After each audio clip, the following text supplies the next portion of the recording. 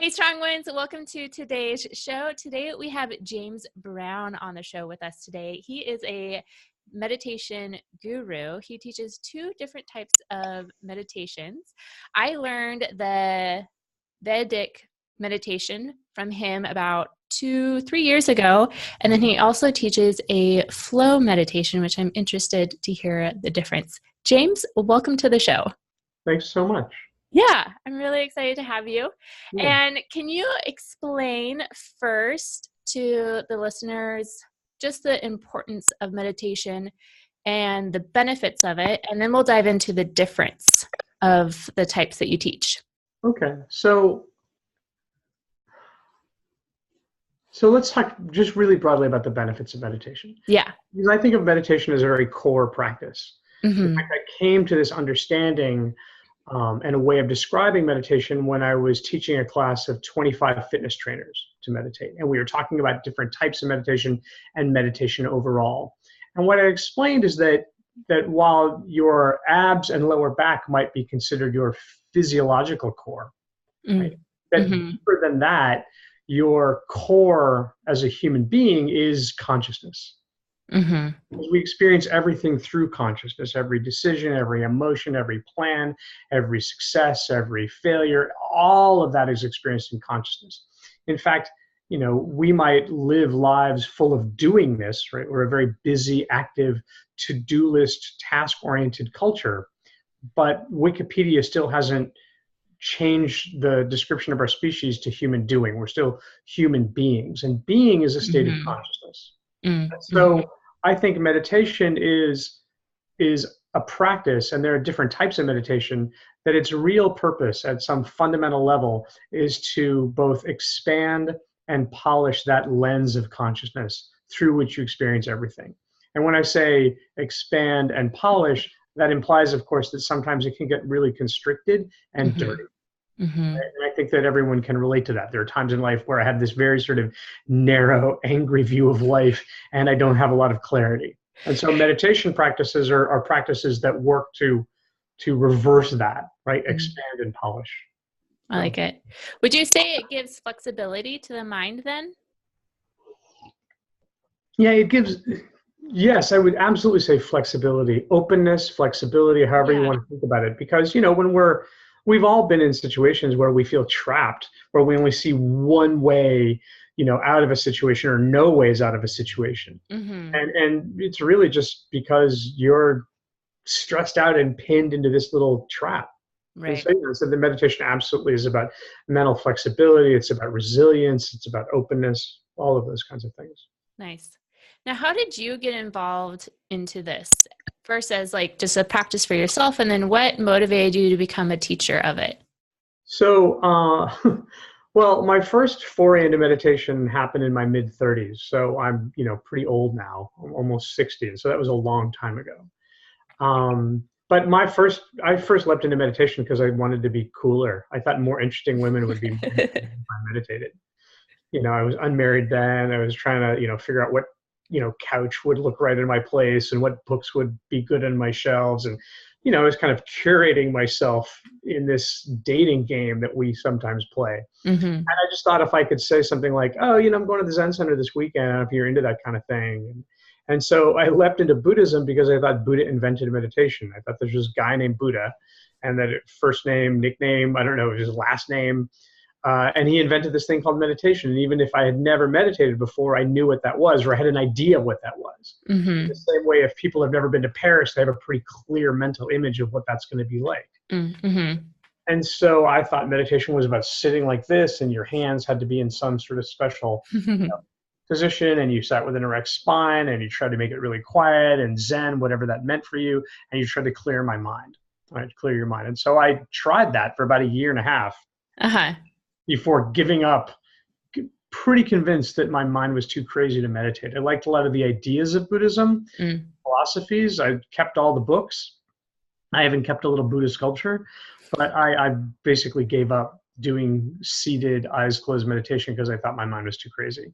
And that just didn't fit in my life. And it wasn't until much later in life, when my life got really crazy.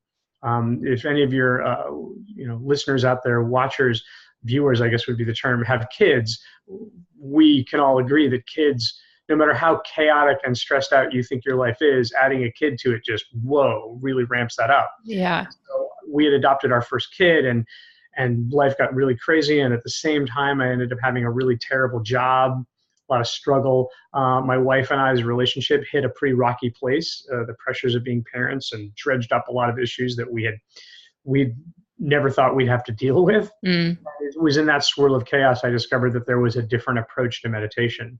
Mm-hmm. And my wife and I took a course together, which was surprising because at that point she didn't really like me very much and wasn't really down with my suggestions. But for whatever reason, she's like, okay, fine, we'll take the course. Oh, interesting. And we took that course together, and it just allowed some clarity, right? It allowed some stress to be released. It allowed some clarity, and we could see a way forward as a couple. And now we've been married almost 18 years. But that's what really put me on the path to meditation, is discovering there was a different approach to it. Mm. And, yeah. Cool. Can you describe the Vedic approach and how that's a little bit different than what some people may view meditation, or that viewpoint? Yeah, absolutely. And I guess maybe the simplest way to say it is that there are 3 basic types of meditation. Okay. And obviously we could spend a whole hour talking about these different types and different strains of meditation. And undoubtedly what I'm going to say, someone out there listening is going to be like, well, that's not quite right. Because of course someone is always wrong on the internet. Right. It's our job to fix it. So with that as a mea culpa, there are 3 basic types of meditation. The first is what I started with. You might call it focused concentration meditation, where the practice is about disciplining the mind, about developing a stronger focus or concentration to be able to maintain that focus despite distractions, to, acknowledge thoughts and let them go, to have something that you anchor your focus on, like the breath or a mandala or something. And you basically sit in a particular way, getting better at being in control of your mind, I would say. That's how it was explained to me. I had different kinds of teachers, different degrees of austerity. Postural acuity was more important in some practices, less important in others. But it was really about focusing and concentrating, right? Trying to tame what the Buddhists call the monkey mind. And as I said, I came to the conclusion after about 1.5 years that my monkey was untrainable. I walked away because I thought, well, I can't do the thing they're asking me to do. And so I gave up. Right. There's another type of meditation, which is called contemplative practice, where, most people think they have too many thoughts. And I don't think I've ever taught a person to meditate who's come to say, I'm pretty good with the thoughts. Don't have too many, just about the right amount. Right? Most people have too many thoughts, and most people have too many negative thoughts. Nobody says I have too many happy thoughts. I'm here to meditate because I'm just too overflowing with great creative ideas or compassion for my fellow beings. Most people have too much negative self-talk, too much worry, anxiety. And so on the one hand, back to the Buddhist approach, you're trying to train the mind. And in this other practice, contemplative practice, I would say you're trying to curate your thinking. You're trying to have nicer thoughts.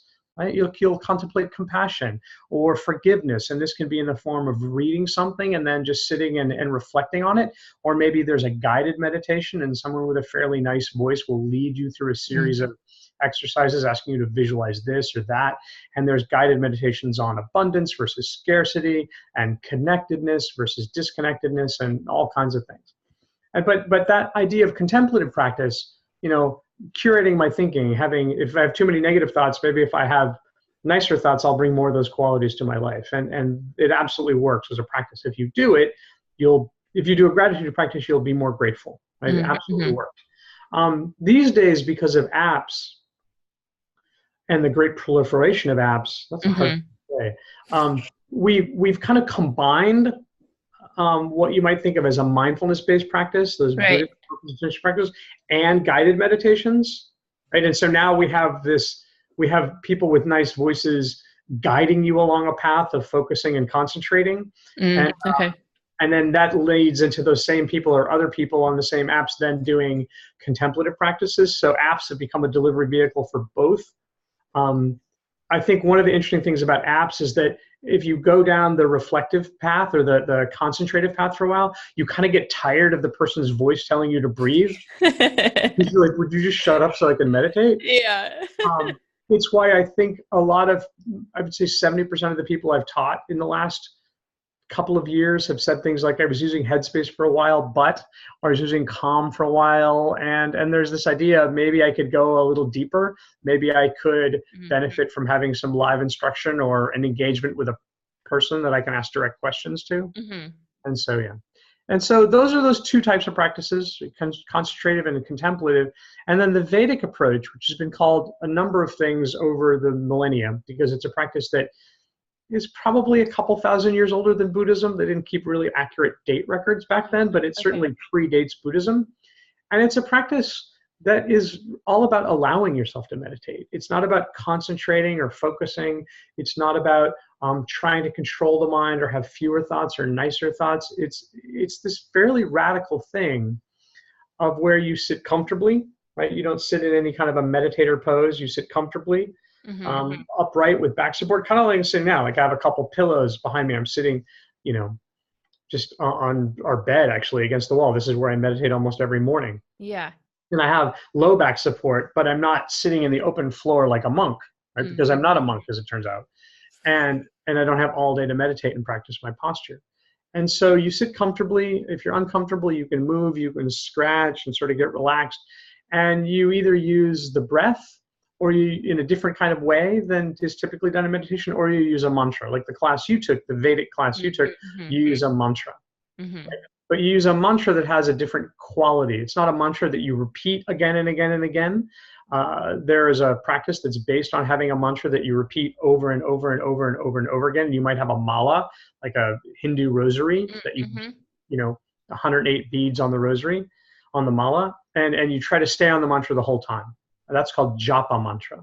We use a mantra, but in a different type of mantra, and we use it in a different way, which means we use the mantra not as a point of focus, but as a diving board. Right? And sometimes when I'll teach an intro workshop, I'll have people use the breath like I would teach someone on a course like the course you took, or the online flow course that I teach, to use a mantra. And so it's really, without getting too particular about what a mantra is and why it's useful and how exactly you use it, to compare it to the other practices, it's really a practice of allowing. It's allowing the mind to flow. Instead of acknowledging thoughts and letting them go, you're willing to let the mantra or the breath go and allow the mind to flow. And that has some interesting implications and applications and reasons for doing it. So, yeah, and just to be clear, so the Vedic course, so the Vedic and flow meditation are essentially the same practice, but Vedic meditation is a term that I reserve for a very particular course that's taught live and in person. That's the course you took. And I have a number of colleagues around the world, and we've all kind of agreed that we'll use the term Vedic meditation to mean that in-person teaching. Got it. The flow meditation course is an online course. It teaches meditation, some breath work, some mindfulness, and some visualization. And it uses a mantra, but it uses a different class of mantra. And it's delivered online versus in person. And so I want to make that distinction. But it's the same approach to meditation, just offered in a different way. Cool. Yeah. Cool. Can you explain a little bit of the benefits of the right and left brain with the meditation and the process of like the flow and the allowance that this type of practice brings? Absolutely. I love to talk about the brain because I think, a lot of research is done on the brain. It's interesting because one of the biggest reasons that people, mostly guys, give this as the reason, come to learn to meditate is they're like, hey man, I'm here to meditate. That's my guy voice. Like my own voice isn't guy enough. I know. I was going to say, or the masculine voice. There it is. Man, so I guess I have to man it up to be the guy voice. Maybe I'll just use my regular voice. So to say, hey man, I'm really here to learn to meditate because science is proving it works, and I'm fantastic. Right? But however, you do have to understand that it worked thousands of years before science could prove it. Right? It's giving you permission, and a lot of that research is done on the brain. And so, you mentioned the left and right hemisphere. There are certain meditation practices that light up certain parts of the brain very brightly. The compassion center, the prefrontal cortex, that reduce activity in something like the fear center, the amygdala. Mm-hmm. And I teach those practices, but that's not the core of what I teach. The Vedic approach, the flow approach to meditation, does something really interesting. Uh-huh. I mean, I think it's all interesting. Right. But when we practice this allowing approach to meditation, this flow approach to meditation, the whole brain lights up, but not as brightly. Mm. And it's really interesting because, okay, well, why is that good? Mm-hmm. As it turns out, that's what your brain looks like when you're experiencing what scientists call a flow state. Mm. Um, and there are three groups of people that we don't normally put together that exhibit this very harmonious, very whole, very balanced brainwave state. Right? Because I teach in a lot of companies, and I teach in a lot of type A sort of super achiever types, and they're like, yeah, I know I need to be more right-brained, and I'm like, no, you need to be more whole-brained. Yeah. Right? If you've overemphasized a certain kind of left-brained critical analytical thinking, then we don't want to overcorrect, right? We don't want to turn against the skid. We don't want to then go into like right brain la la land. The whole brain works best when it works together. That's what it was designed for. Right. And to support this assertion, like I said, there's these three groups. So the first group, which is essentially in a flow state 24/7, is toddlers. Mm. Right? Toddlers are in flow with the present moment. I mean, no one on this planet is more present than a 3-year-old, 4-year-old. Right. And they don't have to go to meditation classes. Mm-hmm. Toddlers use their whole brain the whole time. They're open and available to everything, and it's why they're the super learners on this planet. Right. Nobody learns anything faster, more flexibly, right, than a toddler. Uh-huh. Then there are studies where they've taken jazz musicians and given them their instruments and put them in fMRI machines and all linked them up with headphones and asked them to jam. And they can jam, they can improvise music, co-creating in real time in those crazy MRI machines, right? Yeah. With this sort of, but they got their headphones, they got their instruments, and they're just jamming away. And they make an extrapolation that that's what your brain looks like. So the jazz musician's brain looks strikingly like the toddler's brain when they're improvising. Interesting. And they make an extrapolation that that's what your brain looks like when you're experiencing a flow state. But they can't put a golfer in an MRI machine. They can't put a ballet dancer. They can't put an author. Right? There's all these things that we call flow states. When an athlete is in the zone, when an author, when a work is just flowing through them. Yeah. There are other more ordinary experiences that I think rise to that experiential level that I would call a flow state. A conversation, a really great conversation is a flow state.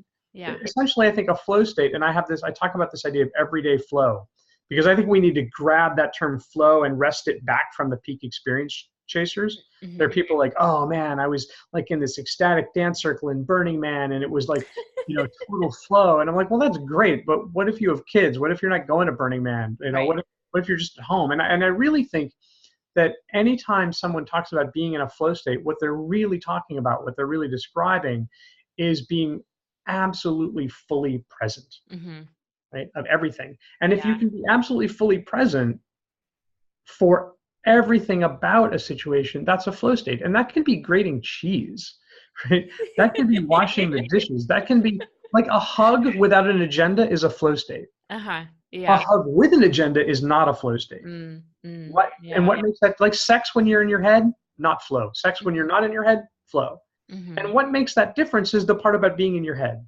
And if you're just in the experience of life, then it's flow. And that's honestly why people say things like running is my meditation, or cycling is my meditation, or gardening is my meditation.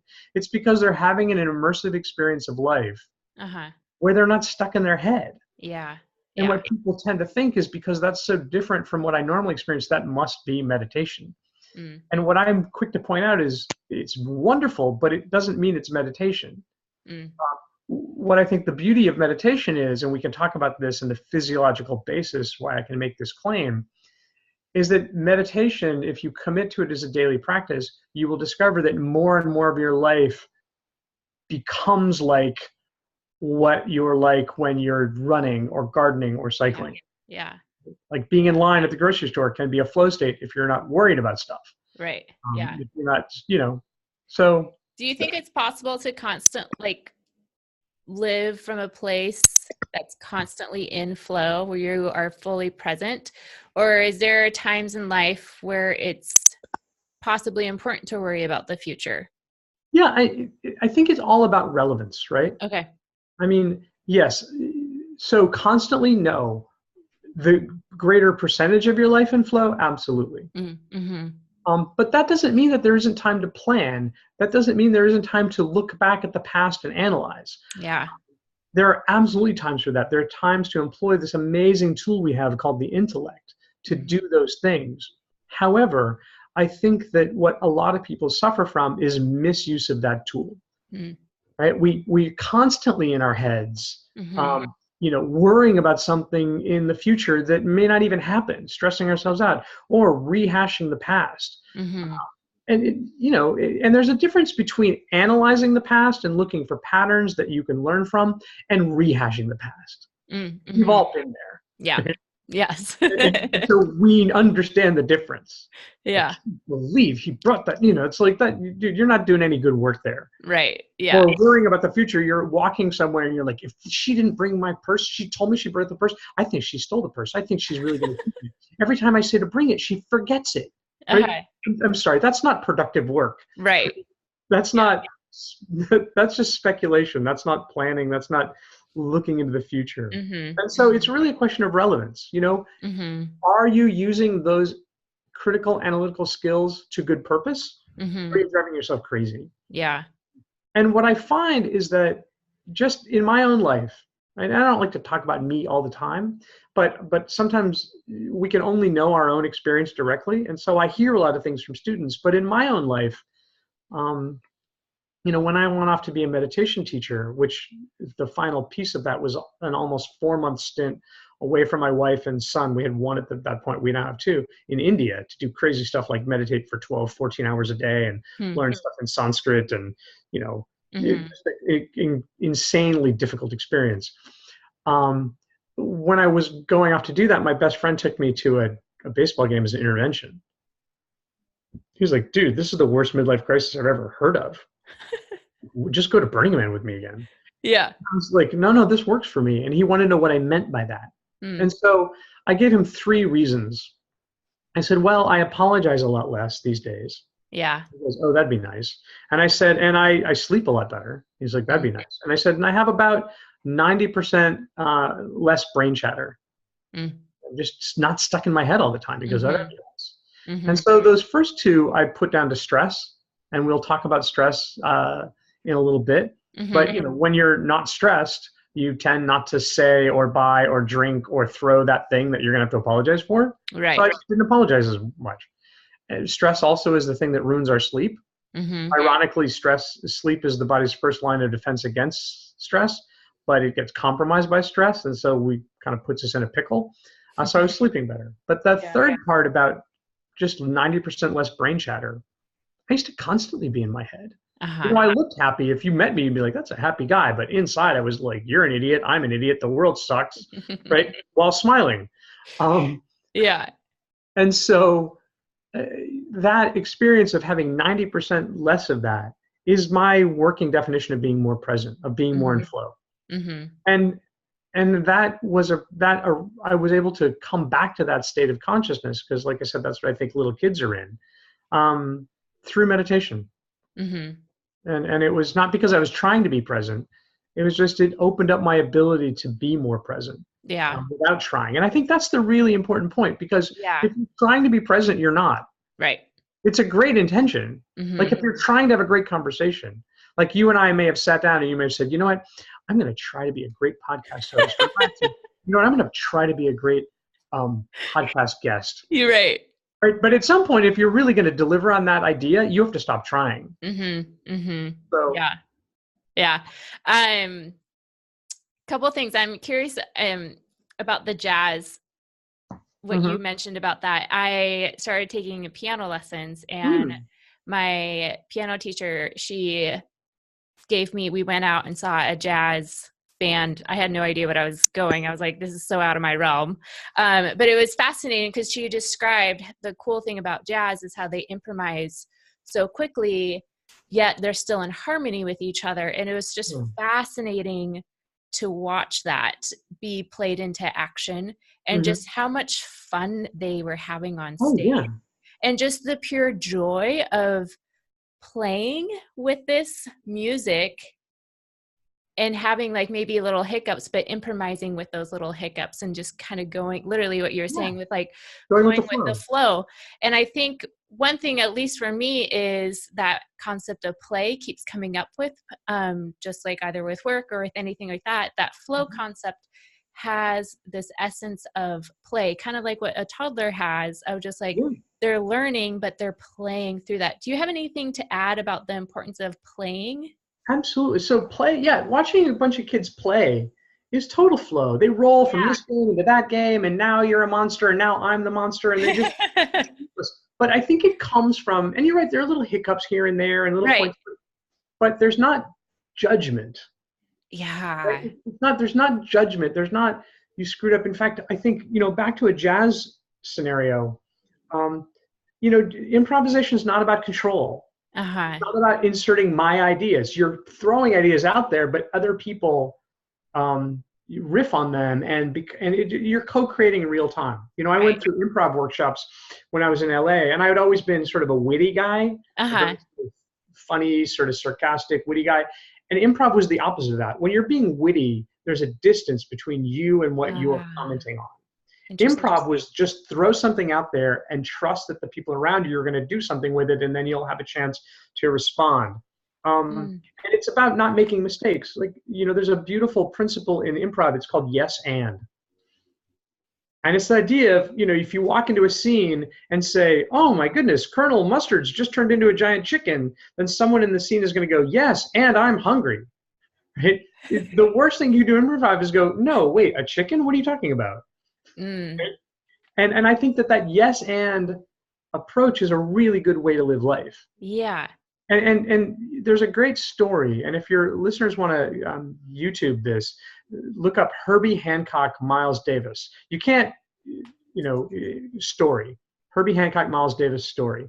If you do it the other way, Miles Davis, Herbie Hancock, it doesn't come up. Okay. But Herbie Hancock is telling this story, and he does a much better job than I will, but I'll just do a short version. He was playing in a band with Miles Davis, who was great, and there's an improv section, and Herbie played a chord on the piano that was just wrong. And it was so wrong that he pulled like a little T-Rex. He pulled his hand off the keyboard, like, made that phase. And he couldn't even play. And he says, Miles paused for a millisecond. Such a small pause that only the musicians in the band would be aware of it. Because one of the things about being in flow is you're hyper perceptive. Yeah. Let's talk about that after this. And Miles then played some notes that made Herbie's mistake right. And he was so blown away by the fluidity with which he could do that, the mastery with which he could do that, that he couldn't even play. He sat out for the next, 12 bars of the song and then rejoined. And afterwards, he went up to Miles in the dressing room and was like, hey, man, I'm really sorry about that. And what he realized in conversation, he goes, Miles didn't hear it as a mistake. Yeah. He heard it as just an event, something that happened, and it was his job, his role to include it in what was happening. And that idea of it's not a mistake, which means that when you're in flow, there is no judgment. It doesn't mean you're not engaged. That's the misperception. We don't have to come from that judging standpoint. So yeah, I think that's, and it's play. Yeah, everyone's having fun when they're doing improv. Yeah. So do you think because you mentioned about, I think it was the second type of meditation, the contemplation, where you have like a guided, what is it? Contemplative practice. Contemplative practice, where you have like guided meditations about like, I think that's where you mentioned forgiveness or abundance. Yes. So with what you just said about not seeing it as a mistake, but including it and just playing with it and going with the flow of it, is that an act of forgiveness right there, of just not even seeing it as a mistake, but somehow incorporating it to benefit the outcome of them playing? Yeah, no, I don't think of that as forgiveness. I don't think, because it's never, there's nothing to forgive. Got it. Miles didn't have to forgive Herbie for that. Herbie had to forgive himself for that. He processed the mistake. Okay. But yeah, so no. Okay. I want to talk. So it's interesting because, I talk a lot about stress, and I think stress is largely, it can be a very positive thing. In Right. fact, you're getting stressed in a legitimate situation, and when you're stressed in a legitimate situation, that can be a flow state. Like, when you're fighting a Yes. rival for a mate, or Yeah. running away from a tiger, or in my own personal experience, I was in a car crash, and Yeah. I was in this terrible car crash, and I experienced the entire thing in a flow state. I heard a car screeching. Mm-hmm. I remember looking up, I seen this Cadillac hurtling through the intersection. Hmm. I was in my little Toyota Corolla, and I just said, "You're going to be hit. Breathe out, relax." And I saw the impact. I felt the impact. I felt the force of the impact. I saw the paint flaking off the metal of the inside of the window well. I Uh-huh. remember the door getting pushed in. I remember thinking, if my friend was still in the car, I had dropped him off about 10 minutes earlier. I said he'd be dead. Then I Uh-huh. could feel the energy of the car shifting. I looked up, I could see where I was heading across the intersection. I remember thinking, you're not going to get hit by another car, but you're going to hit that light pole. Breathe out, relax. We hit Yeah. hit the light pole. I saw the hood folding up. I saw the paint flaking off the hood. Like, I saw the entire experience in slow motion, and I That's wasn't so injured. crazy. And and what's creepy about that, and a lot of people have had experiences like that, but Right. don't necessarily make the leap to understand that there is that much information present every moment of your life. So Like, yeah. do you think with what you just described in that flow state, your mind is able to process the future in the present moment? Um, yes, insofar as the seeds of the future are in the present. Ah, Yeah, I okay. mean, the present is the future in the making. Yeah. And so Yeah. if you want to know more about the future, pay attention to the present, Yeah. because that's what's really happening, and Mm-hmm. that's leading where. And there's a really prosaic example that people with kids will understand, and people without kids will like, what are you talking about? When you sit down with a little kid and you see them put their glass at the edge of the table, you can absolutely see the future in the making there. They're going to knock that Right. glass off. So Right. someone with kids will just take it and move it to the middle of the table. In fact, after I, had my first son and was so in the habit of doing that, I would find myself doing that to my adult friends. And I just reach out and they're like, "What are you doing?" I go, "Oh, sorry, my bad. Yeah. You're not a kid. You're not going to knock it off the table." That's too funny. Yeah, and so, yeah, I mean, very much so that the being hyper perceptive of the present moment is the best path towards having a better idea of what's going to happen in the future. Mm-hmm. Mm-hmm. And but that point about, like, there's that information available all the time. I mean, Right. there's one other experience that people have on a somewhat frequent or very frequent basis, or almost never, depending upon your orientation to these things. Sometimes when people are on drugs, they can be in a total flow experience, Mm-hmm. and everything about the moment can open up to them. Mm-hmm. Mm-hmm. But what's interesting about that is that other things close down to them. Mm. They can be hyper perceptive of the weave of their genes, Mm-hmm. right? But not be able to do a spreadsheet. Little Right. kids are in a flow state. They're super into texture. I mean, watch a 2-year-old play at the beach with sand. I mean, it's Right. total flow. Mm-hmm. I mean, they're just like, there's so much information and interest there. Mm-hmm. But they're useless. They can't do anything, in the world. Right. So I think what meditation allows for us is to retrain the brain, is to strip away the stress that keeps us out of flow, so Right. that we can be more in flow at the present moment. We can be more like a little kid, or playing like a jazz musician, Mm-hmm. but still be functional and engaged in the world. Right. Right. And that may be a better answer to, or expanding on the answer that I gave earlier about why meditate. Like, what does it Right. really do for you? Yeah.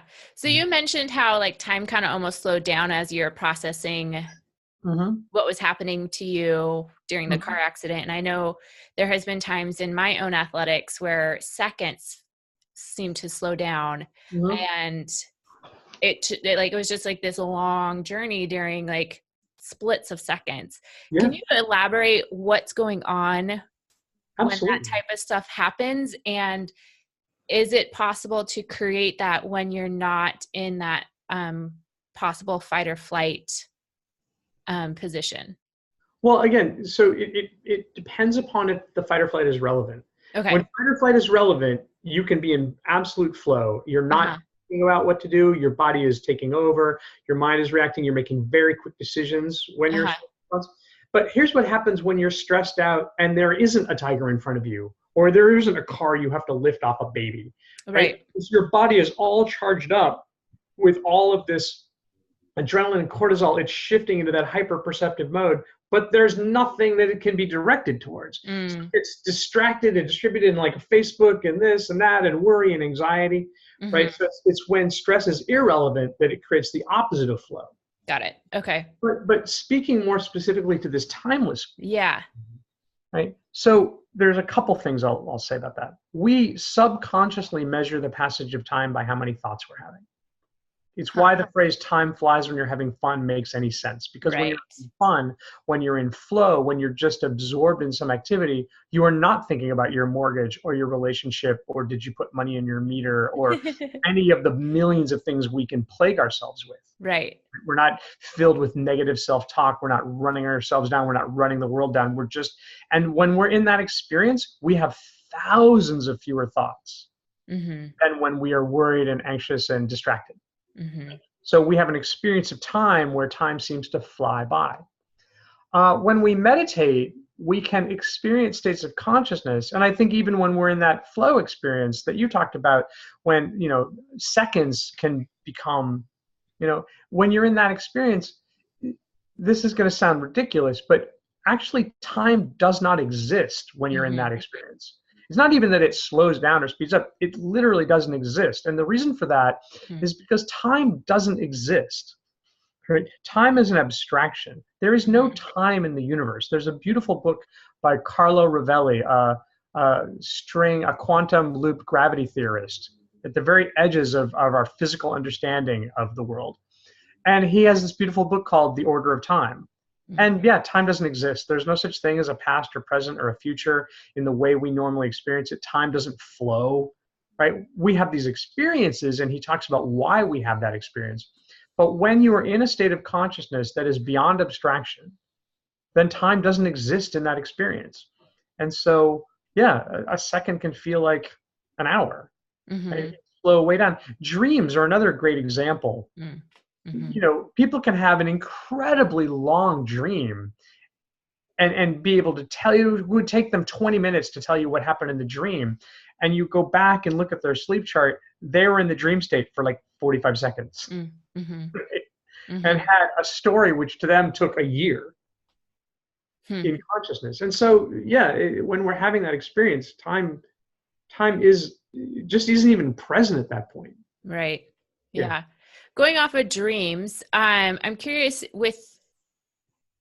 I don't know if you had vivid dreams before you started practicing on a regular basis, but did meditation change your dreams when you would sleep at night? It did for a while. It was crazy. It was like, that worked itself through. And now I think my dream experience is probably back to what it was. But yeah, there was a time where it was like I was having these crazy dreams all the time. It was really fun. Like, I didn't have a lot of and even when I had a scary dream, I don't know, maybe it's just me, but I never really, I always was able to understand something was a dream, and I didn't really carry that over into, whereas my wife, she'd have a bad dream about me and wake up and be mad at me. Oh, I'm like, I didn't do anything. It's your dream. Like, I never translated dreams into the real world in that way.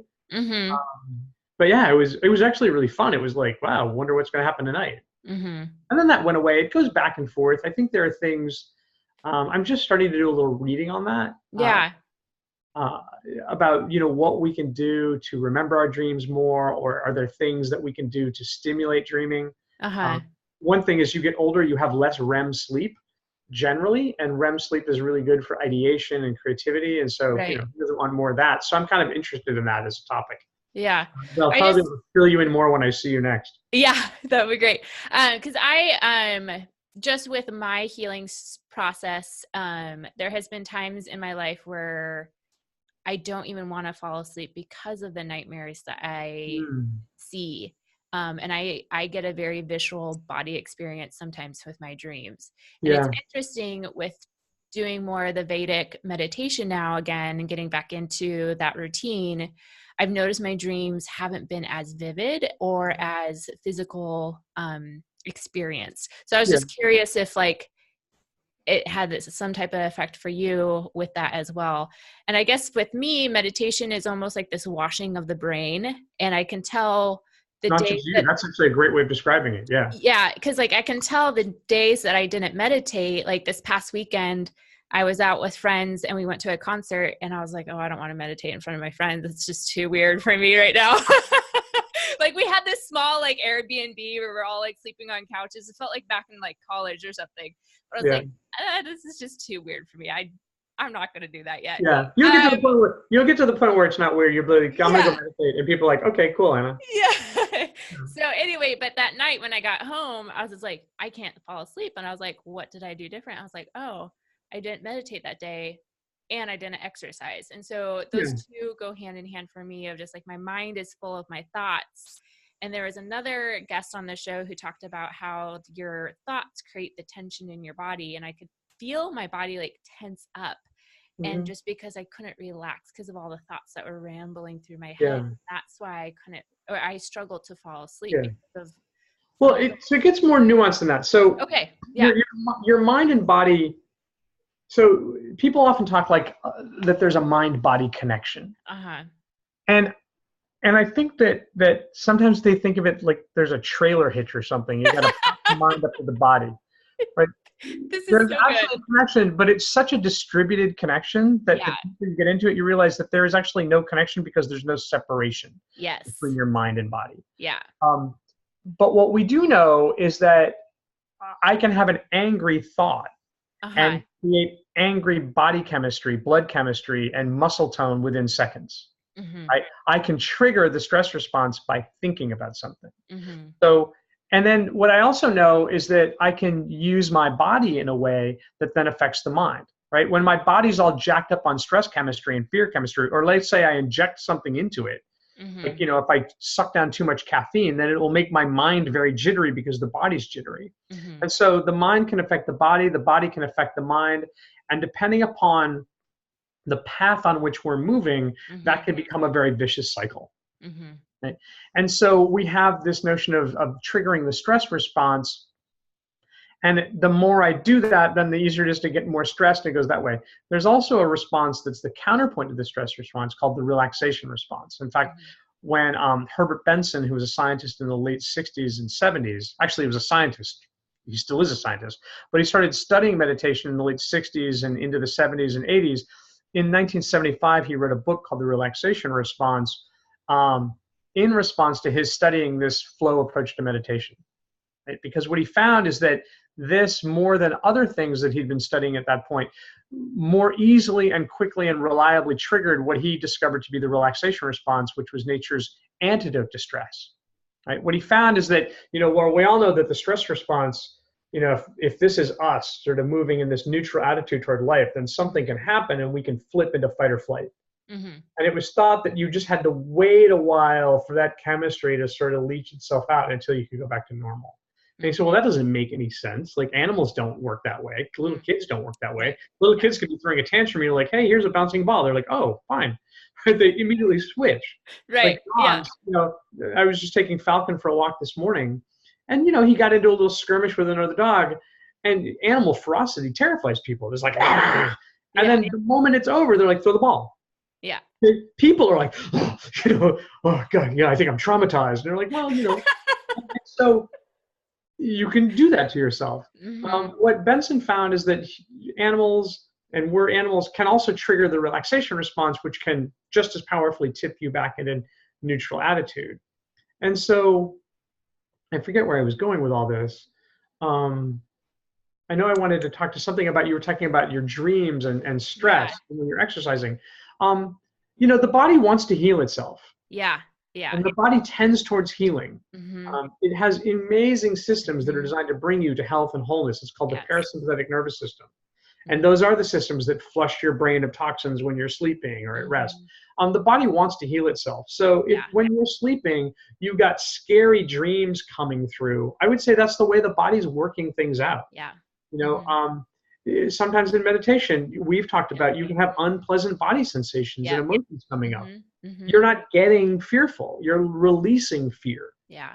But we can experience that. And if there's a part of us that says, oh my God, I shouldn't be afraid, I'm meditating, then it's a way of holding it in. Yeah. Sometimes when people get massages, they cry on the massage table. Mm-hmm. There's nothing sad about getting a massage, and it's because they're not getting sad, they're releasing stored sadness. Right. And so that's the way I tend to look at those things. Like, did I have a really terrifying dream? Well, then there's a really important reason why that needed to come up and out of me. In the same way that, if you've ever done a cleanse, you take some pretty gnarly poos. Yeah. And no one says, well, Jesus, I'm not doing this again. Clearly this isn't working. Like, no, clearly it's working. It's just disgusting. Yeah, it's just the cleaning process.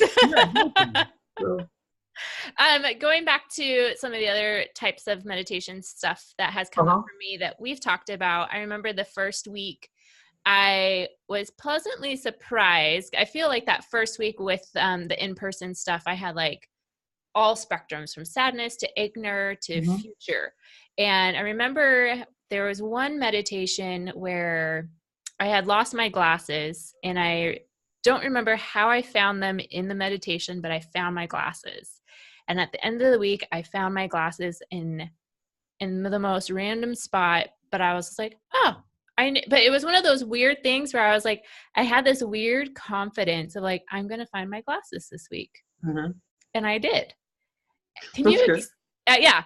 Do you have anything to add about how we talked about a little bit about the present moment has the seeds for the future, and how meditation sometimes could possibly lead us to those things? Well, did you remember in meditation where they were, or did you have this idea that you were going to find them? I just had this idea where I was going to find them. Like I just like the meditation, I saw myself finding my glasses. I don't remember where I was or where the glasses were or anything like that. So, it was more just like the event of it. Because both things can happen, right? Both things can happen. So let's talk about what you experienced first.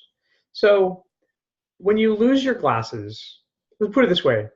I own glasses. I have lost them thousands of times. And I have found them thousands of times, right? There have been a few times where I've lost them and not found them. And so just from a probabilistic standpoint, you can be quite certain that if you lose your glasses, you're going to find them, because it's happened the vast majority of times. But when we are stressed out, we automatically tend to negative interpretations of common experiences, right? I'm never going to find my glasses. And it's like, why do I have that assertion? It's because when we're stressed out, our body is primed for fight or flight.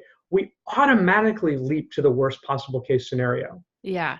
It's when we're stressed out that we're so willing to be offended. It's when we're stressed out, we're so unwilling to give an inch in traffic because that person wants my lane. It's like your lane, like it's a public street. Like it's just as much their lane as your lane. But when we're conditioning our body with cortisol and other stress hormones, then the natural tendency of the mind is to go towards the negative, to go towards the hostile. And so, so if you're convinced you're going to lose your glasses, you've lost your glasses forever, and you're trying to beat yourself up, it's just a sign that you're stressed out. And so in meditation, we can reduce stress. In reducing stress, then the more common and clearly accurate way of interpreting the situation is like, oh, of course I'm going to find them at some point. Right? So that's one way of thinking about that. What else has happened is sometimes I've been in meditation and suddenly I can see in my mind's eye exactly where my keys are. Or I can see exactly where something is. Or I get some crystalline insight or clarity into a relationship or business idea. And it's because, in meditation, I can clear away. And I don't mean that as an active thing, because as you and I know, I'm not trying to clear anything away. Right. But what can happen in meditation is I can settle. That's a better way to say it. I can settle into an experience of clarity. I can allow my awareness to settle through those busy, noisy, worried layers of consciousness into an experience of that state of consciousness where insight and clarity arise from. And so in that space, it's not uncommon to then like, it's not unlike when you're lost and you're trying to read a map and you need everyone to shut up so you can read the map. because it's hard to focus on the map when you've got all this noise chattering in the background. And Right. look, your eyes and your ears don't, but you need clarity sometimes Mm-hmm. to be Mm-hmm. able to process. And so I think meditation allows that clarity, and I can see exactly where my keys are, or I know exactly where I left my glasses. Mm-hmm. And so I go and I find them. Mm-hmm. It's simply because I've had an experience of that state of consciousness in which clarity is possible. Yeah. But either of those can work, and both are good. Yeah. Yeah. But I want to go back to what you were talking about earlier about how the body naturally wants to heal. Uh-huh. And what do you, so with that, not just like heal physically, I truly believe our body wants to heal naturally from some of the traumas that have occurred in our life. And just from my own healing process, I believe that I've healed in a very organic way. Yeah. And what stops us from healing in that organic way of allowing the body to lead us to that healing process? So a couple things can stop us. We can continue to revisit the trauma Mm-hmm. and re-traumatize ourselves. Mm-hmm. Mm-hmm. Right? There was a study that was reported in, I think, the Wall Street Journal of all places, that showed that the tendency of women in close, intimate relationships or in small peer groups to rehash emotional trauma, especially in relationships, was not exactly healing. Yeah. You Yeah. basically, and I used to go hiking a lot when I lived in LA in the Santa Monica Mountains. And I remember once of walking up the path and coming down the path with these three women. And one of them was in the middle going very animated, very talking, very angry. And the two next to her just going, mm-hmm, mm-hmm. Mm-hmm. And I'm like, oh, some poor dude's going down. Like, he didn't even like, he's going to come home. Hey, honey, what's going on? You know what's going on? It's Yeah. like, she fired herself up about all Right. this Yeah. stuff. Yeah. And so we can re-traumatize ourselves by either staying in relationships that are unhealthy, staying in work situations that are unhealthy, staying in living situations where we're stimulated in a way that triggers us and doesn't give us a chance to heal. Yeah. But at the same time, if we create space, and meditation can do this, therapy can do this, a good friendship can do this, being in nature can do this. If we create space where we feel safe and we can unstress, then the body can begin to let those things go naturally, because that's what wants to happen. That's catharsis. Yeah. Catharsis is a natural process, but for catharsis to be enabled, you have to feel safe. And you generally have to have some physical intervention like deep rest or tapping or EMDR or something. No one opens up to a therapist they don't trust. Right. Nobody. Yeah. So if you're in a situation where you don't feel safe, then you're not going to heal. Yeah. Yeah. Then you're not going to be able to move beyond it. You're not going to let go. And so, yeah, both of those situations. But that's, we can block the healing process. It's sort of like if you have a scab. Yeah. And this is a really good analogy because, scabs are unattractive. My wife got a nice gash on her arm, and we were going out to a nice dinner, and she'd wanted to wear this strappy sleeveless dress, but she's got this ugly scab on her arm. So she wore something else because she didn't want it to be visible. But, and so that's an accommodation. She could also say, well, you know what, I got to get rid of the scab and rip it off. Yeah. That's clearly not going to work. Right? It's going to get an ugly. The scab is ugly, but it's part of the healing process. Yeah. Yeah. And so a lot of times when people don't understand that something like crying in a massage is healing, or feeling sad and angry in meditation is healing, then they'll suppress that. They'll prevent that. They'll bottle it up. They'll hide it, which is a way of ripping the scab. Or you know what I mean? The analogy is not perfect, but they get in the way of the healing process because they find it ugly and uncomfortable. This may not be the best analogy, but I always think of constipation. Like when you suppress those emotions down, you're just making yourself emotionally constipated. I totally agree. And your constipation is like the worst feeling ever. So. Yeah, and that's no fun, right? Yeah. And then of course, there's so many things to do with that. There's you can only poop at home, and it's like, and I'm like, wow, I hope you don't travel for business. Right. Yeah. One last question about safety, and this goes back to the flow state. Do you believe that your body needs to feel safe to be in flow? Yeah, absolutely. Mhm. Well, yes and no, right? Okay. Obviously, we talked about how if a tiger's in front of me Yeah. or a snarling dog and I have a stress reaction, that's pure flow. Uh-huh. It's not because I feel safe, but Mm. it's because the reaction is relevant to the situation I'm in. Yeah. If I'm screaming at my phone and I don't see a cyclist and I run them over, Uh-huh. that's not relevant. That's not flow, Right. right? Flow is, if anything, flow is a very relevant state, right? Uh-huh. When a jazz musician is playing. And so, yeah, if I can make that correction. But yeah, I think that, yeah, nobody is able to achieve a flow state generally if they feel unsafe. Like if Yeah. you're a jazz musician and like rap is a flow state. Free flow rap, freestyle rapping is a flow state. I don't know if you've watched 8 Mile, the Mm-hmm. movie with Eminem. Mm-hmm. He clearly has a lot of potential. He has a lot of ideas, and he gets on stage, and he's terrified to be on stage, Mm-hmm. and so he dies. He bombs. Mm-hmm. But then he moves through that, and the rest of the movie, he gets onto stage again, and he flows Right. because he's more comfortable in that space. He's finally, and so yeah, I would say, yeah, fear is a big inhibitor of flow. Fear is a big Yeah. inhibitor of a lot of things. Yeah. So last question, then we got to wrap it up. Okay. What are some steps that you, besides meditation, that you have found helpful to create that safety for you, for yourself, or for your other people that you work with to help stay in that flow sense? Reducing stress, Uh-huh. right? Recognizing when I'm getting stressed, recognizing when I need to meditate, recognizing when I need to make adjustments to my life to remove irrelevant stressors Mm-hmm. from my life. Realizing that there's no, like I'm not supposed to do anything. I'm not supposed to be a meditation teacher. I'm not supposed to be a creative director. When I was that, we have these ideas of how things are supposed to be, and then the reality is there's a way things are going.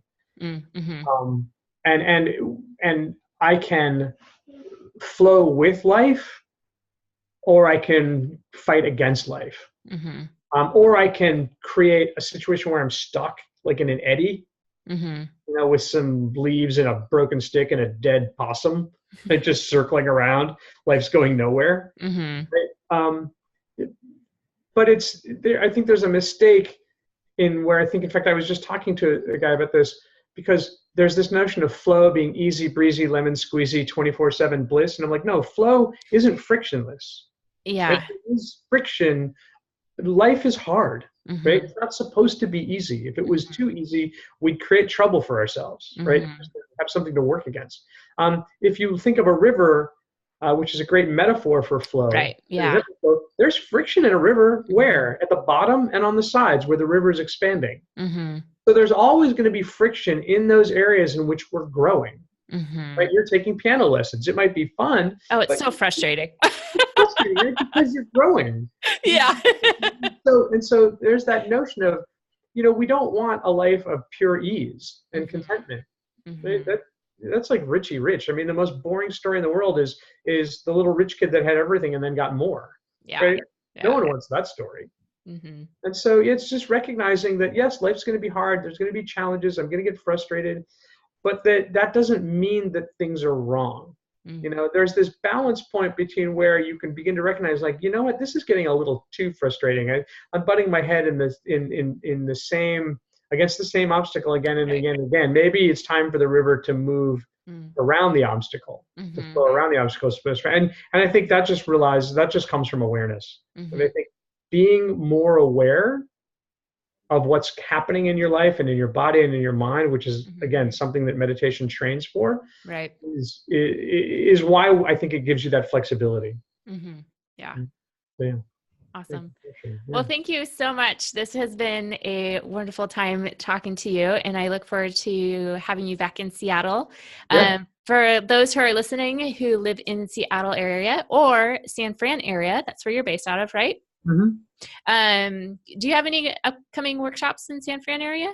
I do. I have a workshop next week, an intro workshop, and then I'm teaching a class the first week of June, probably teaching another class later in June. But the best thing is I have a couple of websites, and I guess we'll put this in the show notes. Yes, but we will. My main website, I'm soon going to have one big website. Right now I have two. Okay. VedicPathMeditation.com, which which has been my site for a number of years. And on that site, I offer my live trainings and live Vedic courses. I also have a link to my online course site, which is flowmeditation.cc. And but right now, that's just a site where you can take this online course that I created, where you can learn the approach that you learned live online, and you'll also learn some other things, breath work and visualization and some mindfulness exercises. And but I'm soon going to bring all of that under the umbrella of flow. There we go. My plan to dominate the world through flow meditation. Flow meditation. To do that, I'm going to have to consolidate it as one website. But right now, I have two websites. Okay. Well, let's make sure both are in the show notes. And then those who, are you teaching while you're up in Seattle? Yeah, I'm going to be teaching a class. I'm not sure the exact dates now because my wife and I just talked last night to set out the schedule and we're going to bring our family up to Seattle. Yeah. You get to meet my boys and my wife. Yeah, that'll be so much fun. Yeah. And so, but I'll have it'll be on my website. Okay. It'll probably be on both my websites for a while. Yeah. So, all right. So listeners, if you are interested in this type of meditation, make sure you look James Brown up with the two websites that are down in the show notes. Other than that, we are going to be closing it out. Thank you, James. And for the listeners, if you enjoyed this show, make sure you share the love with the 5 stars and a comment and share it out to your family and friends. Other than that, I am peacing out until next week.